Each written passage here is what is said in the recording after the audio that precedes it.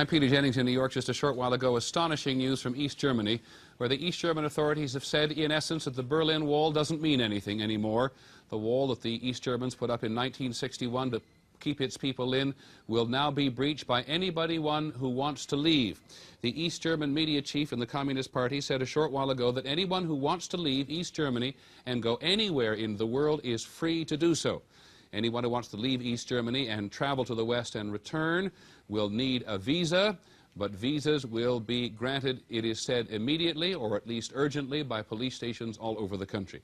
It is perhaps the most important announcement made in Central Europe since the end of World War II, certainly since the wall went up in 1961. Standing by in West Berlin, where the shockwaves are only now being felt, ABC's Barry Dunsmore. Barry, I assume I'm right about shockwaves. Yes, indeed. This was something that certainly wasn't anticipated in this form this quickly. We do know that the East Germans have been allowing their people to go out via Czechoslovakia since last Friday, and in that time, at least 50,000 people have departed. We were expecting that there were going to be some changes in the travel restrictions, but the extent of the changes and the immediacy of them certainly were not anticipated at this time. And in West Berlin, Barry, and if you have any sense in West Germany in general, do they anticipate a rush of people just walking across the wall? You know, it's very interesting. I talked to a senior official here at the TV station in West Berlin who a short time ago, when asked that simple question, said, "I haven't the slightest idea. I'm going to send my trucks there and see what happens." I think this really has caught people in a way that it's difficult to imagine just precisely how this thing will manifest itself. No one had expected that something like this was about to happen.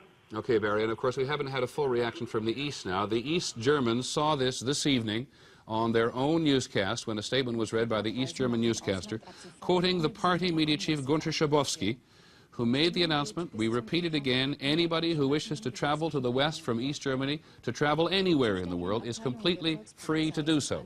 If they wish to travel and return, they will need a visa, but police stations throughout East Germany have been told they should grant those visas immediately. You can imagine the shockwaves this is causing in East Germany, where it is estimated 1.5 to 2 million people, young people in the main, frustrated by the lack of progress in their country, have applied to emigrate legally. And as Barry Dunsmore said, until the Czechoslovakian government turned it off, 50,000 people had gone there through the weekend, and as many as 200,000 people have gone through Czechoslovakia and through Hungary since about August, when the Czech and the Hungarian route became open. What will happen now is hard to tell. When they made travel virtually free from Hungary to the West not too long ago, it took a great deal of the pressure off the Hungarian government, and people, knowing they could travel, didn't quite rush to the borders as they have been doing in Germany. But we'll try to keep you up to date with astonishing development.